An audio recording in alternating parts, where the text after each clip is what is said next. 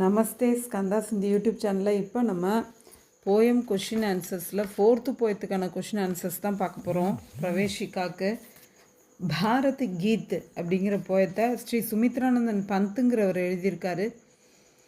இதில் பாரதத்தை புகழ்ந்து எழுதியிருக்காரு. ஃபர்ஸ்ட் ஒன், பாரத் பூமி கே கௌரவ் பால் கியா ஹே, இந்திய பூமியினுடைய பெருமை மிகுந்த நெற்றி எது? பாரத் பூமி கே கௌரவ் பால் ஹிமாலய ஹே, இந்திய பூமியினுடைய பெருமை மிக்க நெற்றியானது இமயமலை. पंत जी भारत माता के हृदय हार के रूप में किसे मानते हैं? पंत जी இந்திய தாயினுடைய ஹிருதய் ஹார் கே ரூப் மே, இதய மாலை என்ற ரூபத்தில் किसे मानते हैं எதை நினைக்கிறாரு? पंत जी गंगा नदी को, गंगை நதியை பாரத் மாதா கா, இந்திய தாயினுடைய ஹிருதய் ஹார் मानते हैं, இதய மாலையாக நினைக்கிறார்.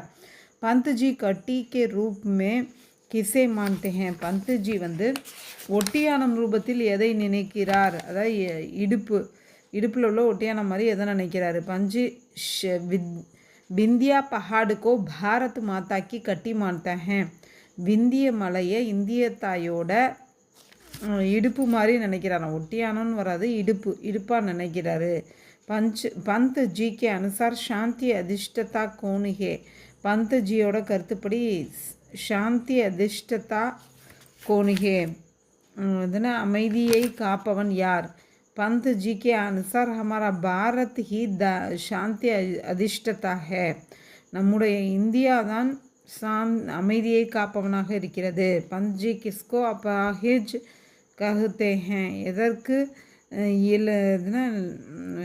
எதனை அப்பாஹிஜ் कहते हैं?